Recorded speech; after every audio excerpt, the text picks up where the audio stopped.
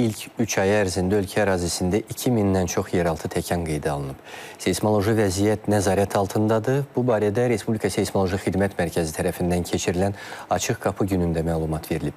1902-ci ildən bugünə qədər Azərbaycan ərazisində aparılan tədqiqatlarda istifadə olunan seysmoloji və geofiziki cihazlar nümayiş etdirilib. Əməkdaşlarımız prosesi lentə alıblar. İnsanların kabusuna çevrilən zəlzələnin qarşısını almaq mümkün deyil. Təbiət hadisəsi barədə öncədən müəyyən məlumat əldə etmək isə çətin olsa da mümkündür. Açıq Qapı günündə ziyarətçilərə seysmoloji hadisələr haqqında məlumat verən Seysmoloji Xidmət Mərkəzinin əməkdaşları Azərbaycanda indiyə kimi baş verən zəlzələlər, onların ocaqları, həmçinin mərkəzin xidmətləri barədə ətraflı danışıblar. Stansiyadan Delta Telekoma, Delta Telekomdan isə Zəlzələlərin Tədqiqatı Bürosuna daxil olur. Azərbaycan müstəqilliyi dövründə seysmoloji stansiyalar 1993-cü ildən analog stansiyalar fəaliyyət göstərir. 2003-cü ildən isə başlayaraq zəif təkanları qeydə alan yüksək həssaslı sıx rəqəmsal stansiyalar şəbəkəsi fəaliyyət göstərir. 2014-cü ildə isə bütün seysmik stansiyalar rəqəmsallaşdırılmışdır. Diqqətə çatdırılıb ki, dünyada mövcud olan 800-dən çox palçıq vulkanından 365-i Azərbaycanın payına düşür. Bir dövlət üçün bu böyük rəqəmdir. Ölkə ərazisində yerləşən palçıq vulkanlarına xüsusi cihazlarla fasiləsiz nəzarət edilir.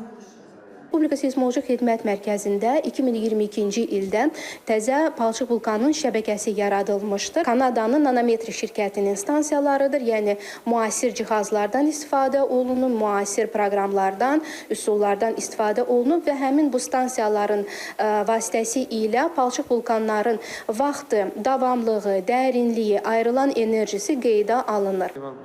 O da qeyd edilib ki, 2024-cü ilin ilk 3 ay ərzində Azərbaycanda 2000-dən çox irili xırdalı yeraltı təkan qeydə alınıb.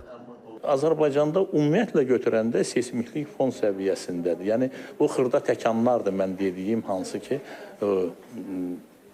hiss olunanlar da 3 baldan biraz artıq olan o təkanlardır. Yəni ki, elə bir güclü aktivlik yoxdur ki, deyəsən ki, dağıdıcı, katastrofik zəlzələ ehtimalı var.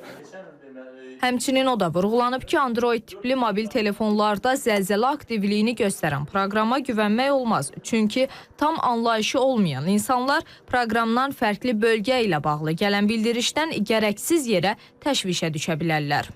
Rüstəm Mikayılzadə, Ləman Abbaslı, Qadir Əliyev, İTV Xəbər.